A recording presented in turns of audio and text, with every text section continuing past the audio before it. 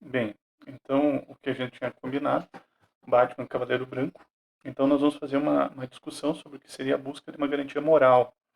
Nós vamos fazer essa discussão tomando como ponto de partida o que seria a moralidade, o que seria o agir moral. Então a gente já tinha falado Cavaleiro Branco. Aqui nós temos a capa do primeiro quadrinho. São divididos em 8 quadrinhos. Então são oito revistas. Uh, Tendo o Sam Murphy então como desenhista e roteirista do quadrinho. Fica claro logo na apresentação que traz não é uma história linear do Batman. Ele se torna uma história paralela ao universo do Batman. Então, pegando personagens do Batman, mas numa história diferente. Agora nós não temos o Batman como um vigilante solitário, um personagem junto com um grupo de super-heróis e assim por diante. Não, nós temos um Batman tentando lutar contra o crime em Gotham City, tendo algumas ajudas. Então nós temos aqui o Asa Noturna e a Batgirl, que seriam as pessoas que ajudam o Batman. O Asa Noturna seria o primeiro Robin e a Batgirl, então a Bárbara Gordon, que ajuda o Batman nesse caminho. Mas aqui nós temos o Coringa e uma segunda faceta do Coringa, que seria o Jack Napier. Daqui a pouco eu vou falar sobre ele. Aqui seria a Arlequina ou Harley Quinn. Também eu vou falar um pouco mais profundamente mais à frente. E a gente pode utilizar um pouco, fazendo um paralelo com a história da própria filosofia, resgatando Voltaire. Voltaire, no Tratado da Metafísica, ele faz uma descrição de um determinado momento. Então, vamos imaginar, ele começa dizendo isso, vamos imaginar. Muita gente estará prestes a dizer, caso meu bem-estar esteja em desorganizar vossa sociedade, em matar, roubar, caluniar, acaso não deveria ser detido? Acaso poderias abandonar-me sem escrúpulos a todas as minhas paixões? Será que você pode deixar que eu faça tudo o que eu quero? Nada tenho a dizer a essa gente senão que provavelmente será enforcado, assim como mandarei matar os lobos que quiserem roubar minhas ovelhas. As leis foram feitas precisamente para tal gente, como as telhas foram inventadas contra o granizo e a chuva.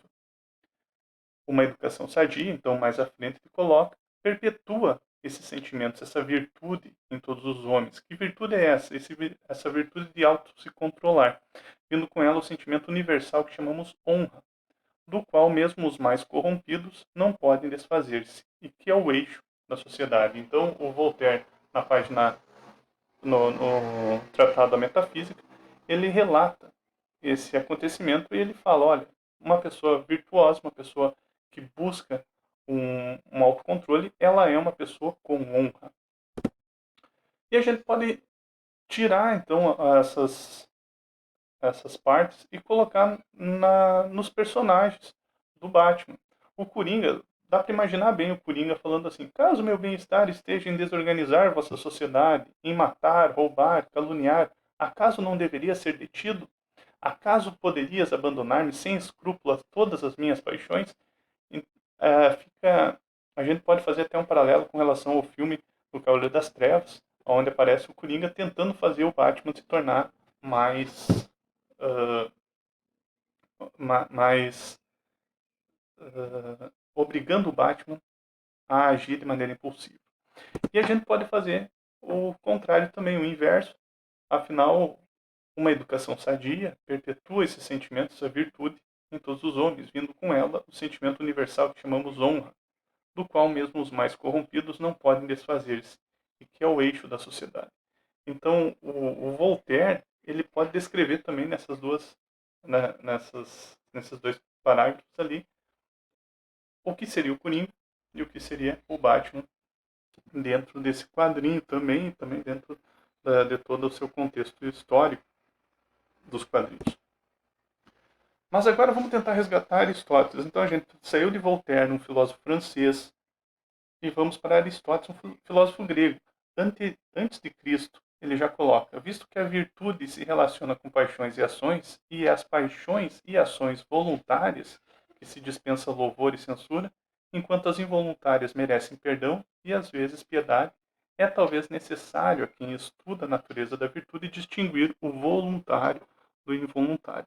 Então aqui a gente já pode imaginar o que seria o voluntário e o involuntário.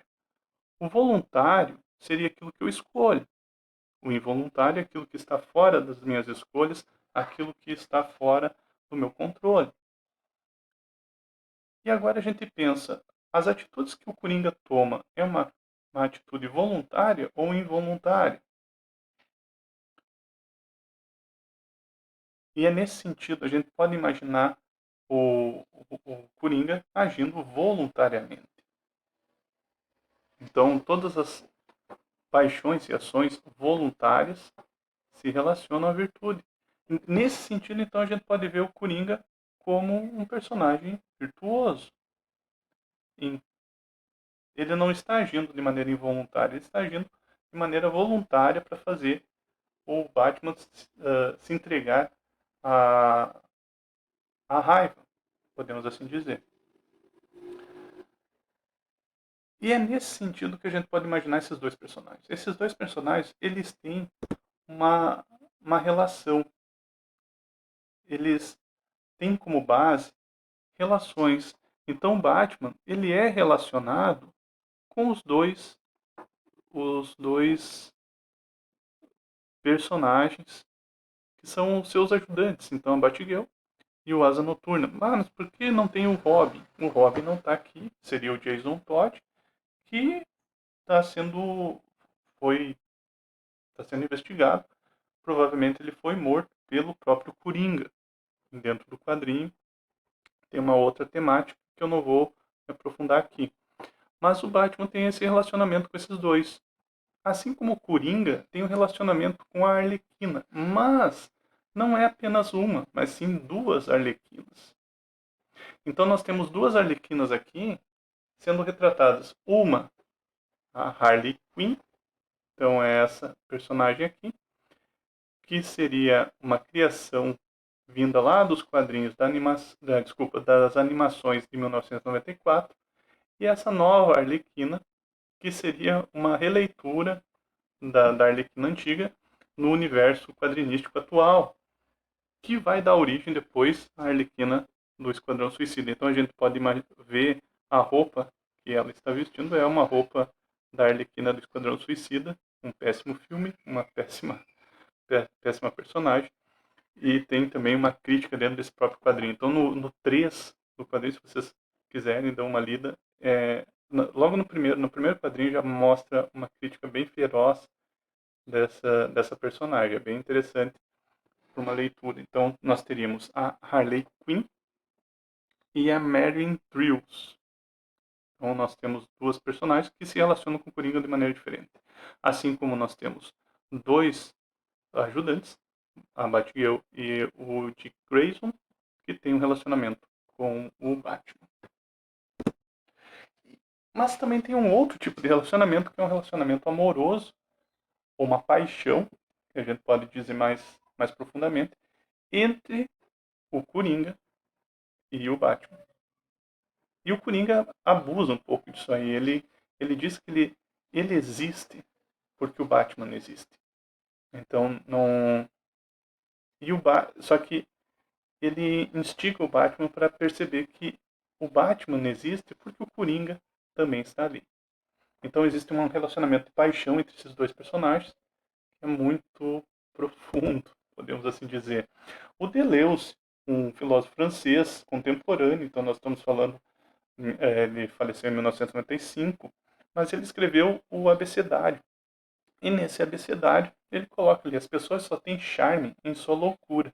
Eis o que é difícil de ser entendido.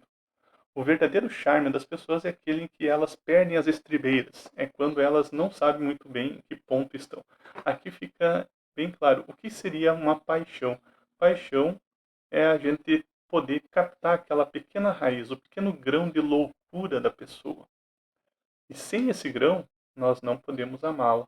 Então o amor também está dentro de uma loucura da pessoa. Então, o Deleuze ele já coloca o amor também é uma paixão, desculpa, o amor também é uma loucura. E essa loucura tende a não à destruição, mas sim ao reconhecimento mútuo entre os dois. Agora eu vou entrar num ponto, então, a paixão, um sentimento de amor, né, é um sentimento moral? Sim. Então, a moralidade, todo o agir moral, todo agir é um agir moral. Então, não existe uma característica que define, não, isso eu estou agindo, não tem nada a ver com o sentimento de bem ou mal. Ledo engano. Tudo que tu faz é moralidade. Querendo ou não, a gente pode até voltar um pouco lá para o pensamento de Levinas, que diz que a primeira coisa que a gente tem que perguntar é o que é moralidade, o que é o sentimento ético. Então ele traz a ética para um discurso antes da metafísica. Então antes de eu perguntar o que é o homem, eu devo perguntar o que é o bem, o que é o mal no agir moral. Então isso é bem interessante. Então a própria paixão também é um sentimento moral, segundo Deleuze. E esse sentimento é um sentimento tomando como base a loucura. Aqui daí então nós temos uma descrição de um momento perturbador até do próprio quadrinho, aonde o Batman persegue o Coringa. Nessa perseguição, então, o Batman atinge pessoas inocentes que estão nas ruas para prender o Coringa. Ele invade, nesse percurso, um complexo farmacêutico, destruindo o lugar em luta contra o seu inimigo. Então ele começa a agredir o Coringa de maneira muito selvagem, mostra o sangue e tudo mais. E o Coringa começa a indagar o Batman. Olha só, que bom que nós estamos juntos, porque nosso relacionamento precisa desses momentos de suporte. Nós vamos discutir nosso relacionamento agora, vamos fazer uma DR. E o Batman continua batendo de maneira selvagem nele. E daí o Coringa começa a parar um pouco nas suas loucuras e começa a dizer, olha, eu vejo o Gotham mais claramente que qualquer um de vocês. Mas vocês não admitem. Para vocês, sou só um maluco maquiado. Vocês não me deixam escolha. Mas para vir aqui essa noite, para provar para vocês com essas pílulas. Então ele já tinha dentro de si um sentimento de ir até essa clínica farmacêutica e pegar essas pílulas. Porque com elas, ele vai poder melhorar. E melhorando, segundo ele ia botar a cidade de Gotham nos trilhos. E ele ia mostrar para o Batman que ele precisava do Coringa. O Batman se sente totalmente impulsionado por essa fala e ele quer, então, se você quer melhorar, vamos fazer isso. Abre a boca e ele começa a obrigar o Coringa a pegar as pílulas. Vou dar uma parada aqui, volto no segundo vídeo para a gente tentar entender um pouco esse panorama do Batman e do Coringa.